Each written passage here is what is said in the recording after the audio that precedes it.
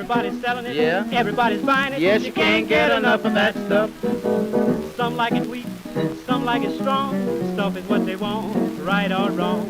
A cow took a drink and said, give me room. It made the cow jump over the moon. The more you get, the more you want. You can't get enough of that stuff. I mean, you can't get enough of that stuff.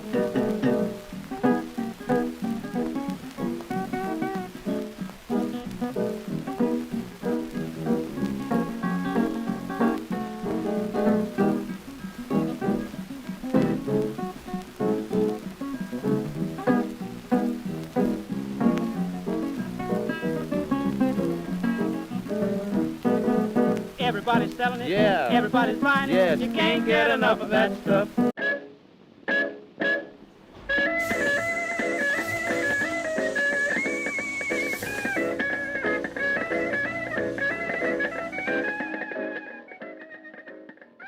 Third Man and Revenant Records are excited to announce their partnership in releasing this historic 2-volume wonder cabinet, The Rise and Fall of Paramount Records, 1917 through 1932. Housed in an impeccably designed quarter-sawn oak cabinet, Volume 1 of this collection includes 800 newly remastered digital tracks representing 172 artists, 6 180-gram vinyl LPs pressed on burled chestnut vinyl with hand-engraved, blind-embossed gold leaf labels housed in a laser-etched white birch LP folio.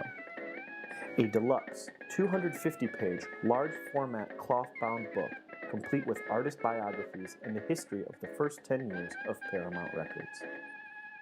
A 360-page encyclopedia-style softcover field guide containing artist portraits and full Paramount discography. A first-of-its-kind music and image player app allowing user management of all tracks and advertisements, housed on a custom-designed USB drive. For ordering and more information, please visit www.thirdmanrecords.com. Here is the shipping box for Volume 1, The Rise and Fall of Paramount Records Volume 1. The attention to every detail says on the box, the New York Recording Laboratories, Paramount Talking Machine Company, Port Washington, Wisconsin.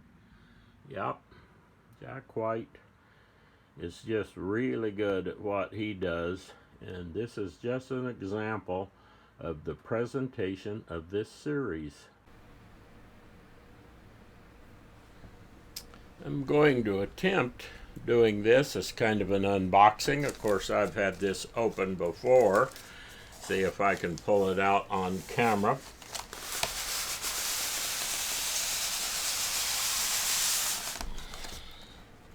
Handle with care.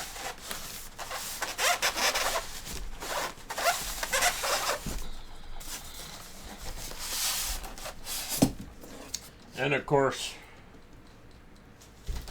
these are packed.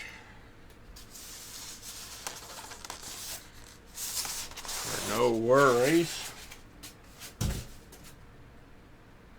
This is custom hardwood case made to mimic a portable phonograph from the period.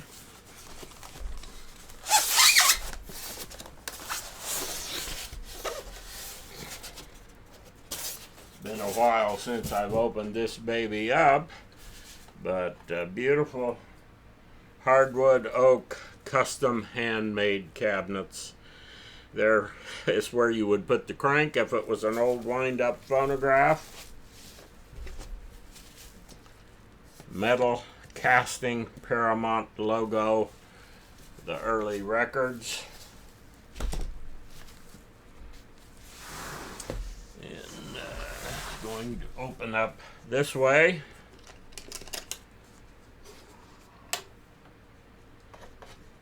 Has the Paramount metal plate serial number and all in there, just every attention to detail.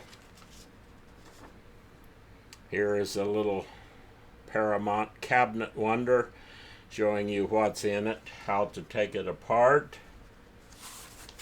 In the top here, Paramount Records, this is wood. These covers are made out of wood. This holds the records. Gold foil. Record numbers. Our only complaint here might be that these were done at United. Beautiful, made to look like a hardwood.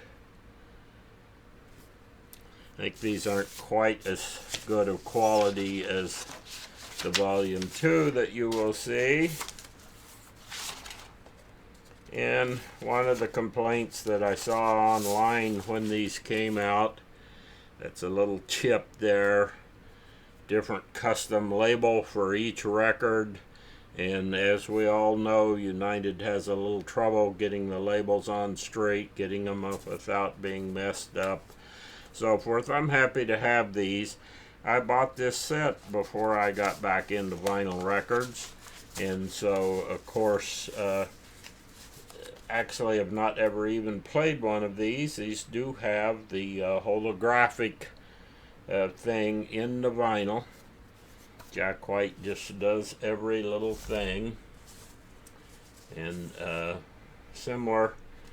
The volume 2 will be similar in that you get the big book, The Rise and Fall, Volume 1, 1917 to 1927. Beautiful book.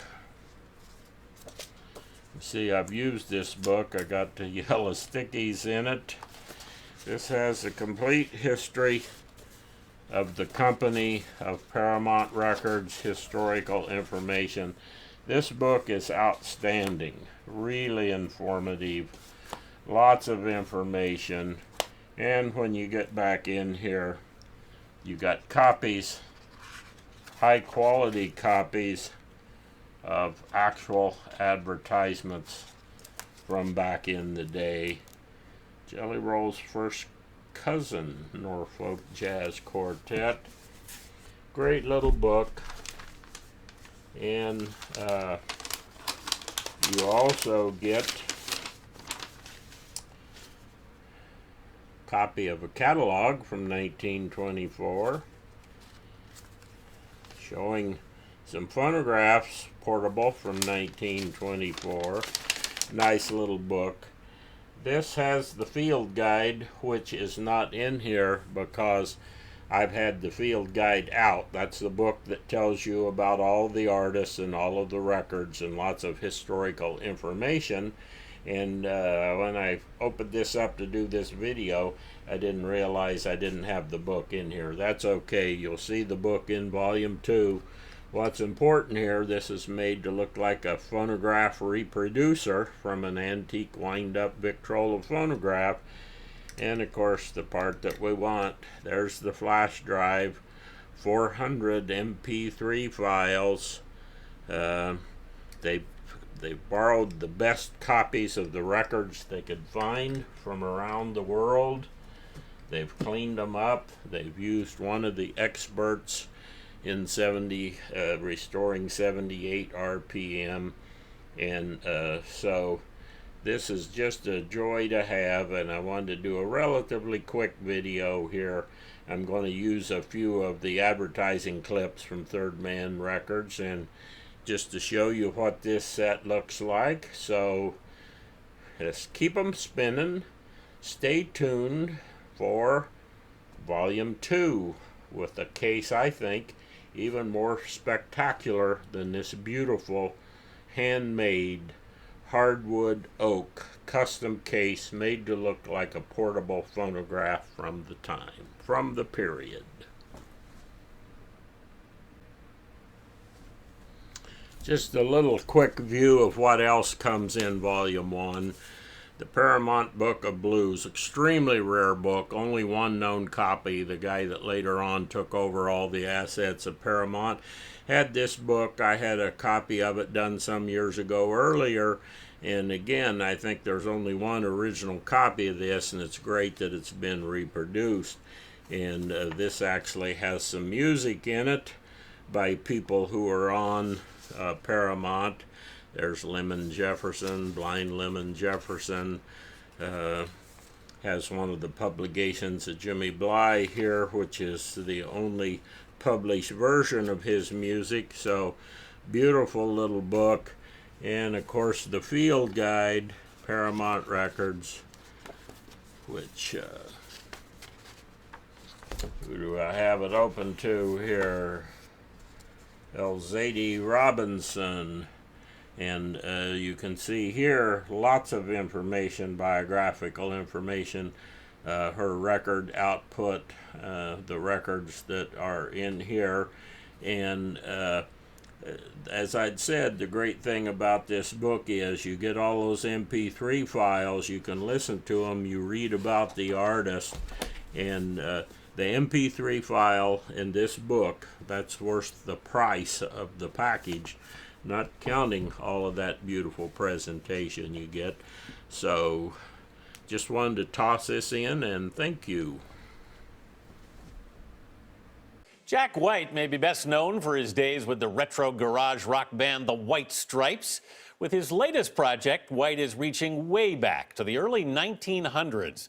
And this time he's acting as a musical historian with the release of The Rise and Fall of Paramount Records, which is up for a Grammy on Monday night. The song was recorded in 1930. Last Kind Word Blues, Geeshie Wiley. Geeshie Wiley's eerie lament. Now imagine being in the room while she's recording this song. The last kind word I hear my daddy say. The original 78 of Last Kind Words Blues was released by Paramount Records, a powerhouse in black music before the war. The extraordinary rise and fall of Paramount is chronicled in a 2-volume box set. So, what were you trying to show with this? How ludicrous that I could be, really, with my free time. Co-producer Jack White, the former White Stripes frontman and founder of Third Man Records, spent 3 years on the project, which includes 1,600 tracks. Jack, this is really an epic project. Well, this is, you know, you can sit down on a Sunday and spend 7 hours with this, and you've only gotten through about 5% of it. Paramount Records would unwittingly change the course of American music. Started by the White-owned Wisconsin Chair Company, which also made wooden cabinets for phonographs, Paramount was created to spur sales.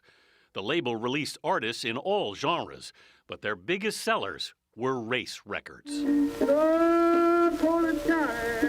Blind Lemon Jefferson's 1926 recording, Long Lonesome Blues, would sell in the 6 figures. How did Paramount get into race music? Well, there was Mayo Williams, who was a producer, and he was there linked to African-American culture. Williams, a Brown University graduate, scoured the South looking for talent. In a way, he was the first African-American music executive. I think so, yeah. I think he's really important. Paramount artists would include a young Louis Armstrong, Ethel Waters, Jelly Roll Morton, and Charlie Patton, father of the Delta Blues. The label advertised in African-American papers like the Chicago Defender. They mythologize all of the blues musicians, which is beautiful. But there's also these incredible illustrations and drawings, and no one has any idea who did these drawings. He's just a ghost. He's lost to time, him or her. In a way, you're bringing back a lot of ghosts here. Well, don't I look like one? I mean, there's so many of those singers that you just have a name, there's no photograph, there's no record of who they are, where they came from. Right. That's it. Yeah. And we're lucky to have that. The Depression took down Paramount. The last recordings were made in 1932. But Jack White's labor of love helps restore Paramount's place in music history. I want it to be something, 100 years from now, 200 years from now, someone will drag out of the attic and it'll inspire some songwriter then who'll listen to Charlie Patton or Gishi Wiley and find something beautiful, trigger something new, and carry that forward. I hope that happens with it. It really is an incredible package. This is brushed aluminum they've got here. It comes with vinyl records in addition to, regular CDs and also like replicas of the ads from these recordings back in the day. It's an extraordinary box set, and it's actually up for a Grammy for box set and packaging. Yeah, it's amazing. You really can see, both in your interview and in the actual product, how lovingly he put this together. I mean, 3 years of your life. It's a true passion project. Yeah, absolutely. All right, don't forget music's biggest stars will be out for the 58th Grammy Awards, and you can see and hear it all Monday at 8 p.m. Eastern, 7 Central, right here on CBS.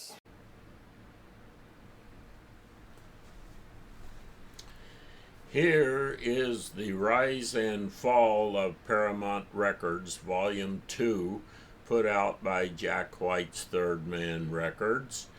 Similar to Volume 1, comes double boxed in the nice historical looking box and so forth. This one I thought was really amazing. This case is based upon a very rare portable RCA Victor Special K model portable phonograph from the early 1930s.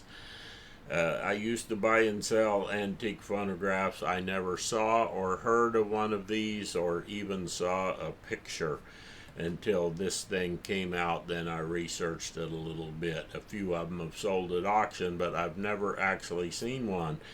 This is kind of an amazing project to do this case, hand-formed aluminum case done in small quantities, and just like everything about this project, it's first class.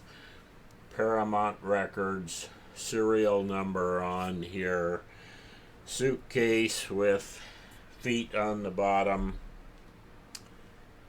feet on the top here where you lay it down.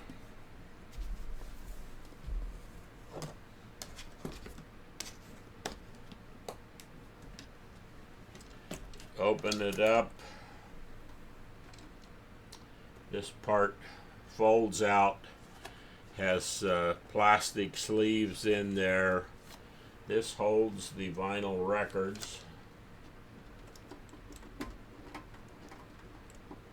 I can see that one is in there already a little tight.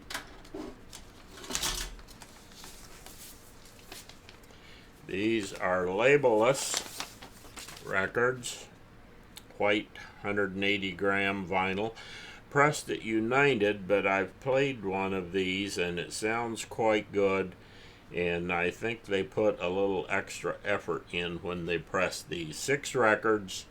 They do have an etched 1, 2, 3, 4, 5, 6, etc., so that you can tell which record is which. 12 sides, 6 records. Comes with the guide of what is on each record so that you can see what that is. A little fold out unit. Quite nice. Everything here first class. This on the original phonograph would have been the speaker. Flips down to show the rest, and on their website they show this particular unit with some extra posters and handouts and advertising things. Did not come with mine. That's maybe something they added a little later to sweeten the deal. Does come with this gorgeous book, Paramount Volume 2. Silver foil.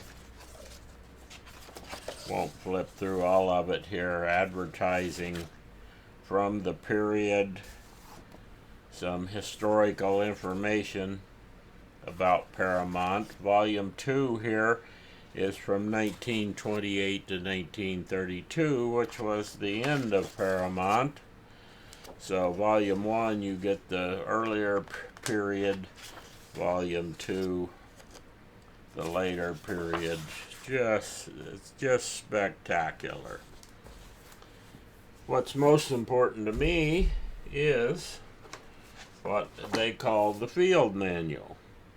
The field manual, I won't flip through here, but this lists all of the artists with historical biographical information and their discography and information. So when you're listening to this music, you get out the book, you check out each artist, you read what they have to say about it. It's a great way to learn. This is kind of an area I've specialized in, so I knew quite a bit about a lot of these people to start with. And of course, what makes the whole thing worthwhile for me, my primary interest, because I started on these before I got back into vinyl, that's this piece right here. Made to set up like that. Metal, I don't know what this is, stainless, polished aluminum, logo of Paramount Records. What is this? This is the flash drive. On that flash drive is 400 MP3 files of the music on Paramount Records from 1928 until 1932.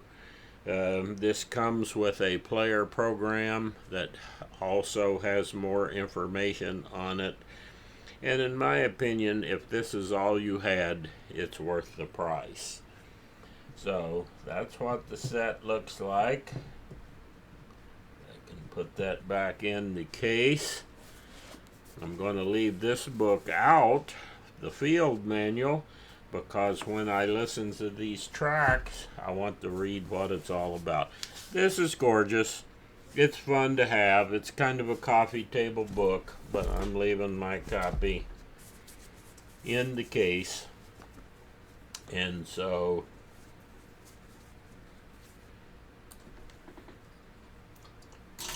there you have these things screwed down. I mean, every little detail they took into effect with this. And so if you want to hear about the early blues from around 1920 to 1932, this is the way to do it. And these things are limited. I think in the future they're going to hold their value, and we just keep on spinning.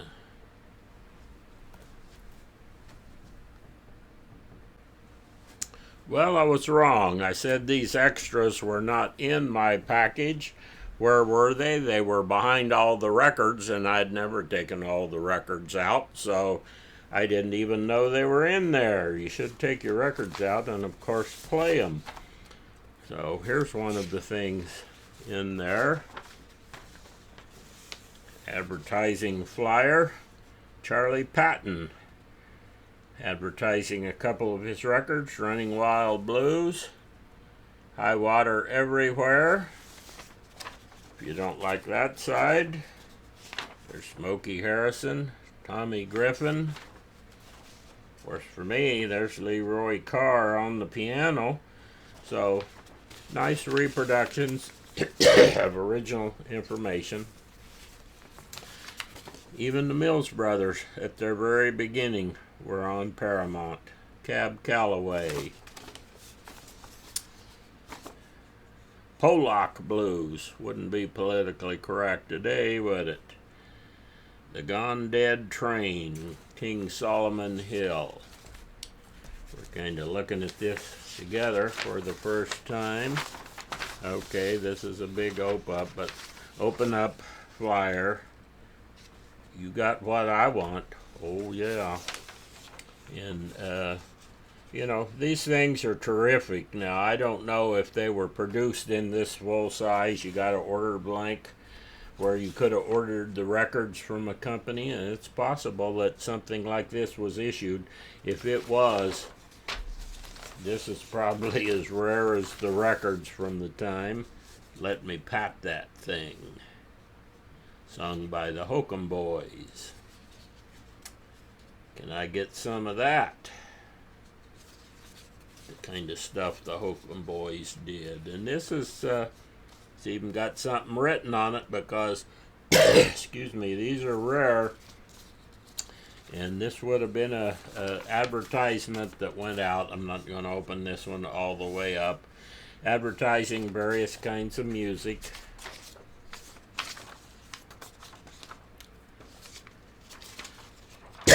Excuse me. Who is he? Screaming and hollering the blues. Guess his correct name and win a Paramount record free. Of course, these things would be good for framing. Isa Foster and her ambassadors, the Royal Palace, Friday, October 23rd. Very rare advertisements from the period. Here's a good one that would be nice to frame. The Blues King, Blind Lemon Jefferson, I can't talk today, Oil Well Blues, Paramount, the popular race record, number 12771. So, wanted to toss that in because I didn't even know it was in my package until I went through that today. So, thanks again. You see behind me my little film studio for doing that video. Got the card table set up. You can't hardly tell what it is back there. I got a good quality mic that plugs into my iPhone. I'm going to be doing a little video on that in the future as a recommendation for better sound. I haven't tried it on the needle drop yet, but I'm going to do that. And then right above the top of my head, the little black thing you see sticking up is on a tripod that holds the iPhone. iPhone has a really great video camera built in with it. And so anyway, I know there's not a lot of interest in the vinyl community in the pre-1930 music, but there are people around the world interested, and I wanted to put up, I haven't seen hardly any unboxing videos on these rise and fall of Paramount records. And so I think hopefully there's a couple people out there who want to see those, and maybe even there's a couple of you who want to take a second look. So if you're still here, thank you for watching.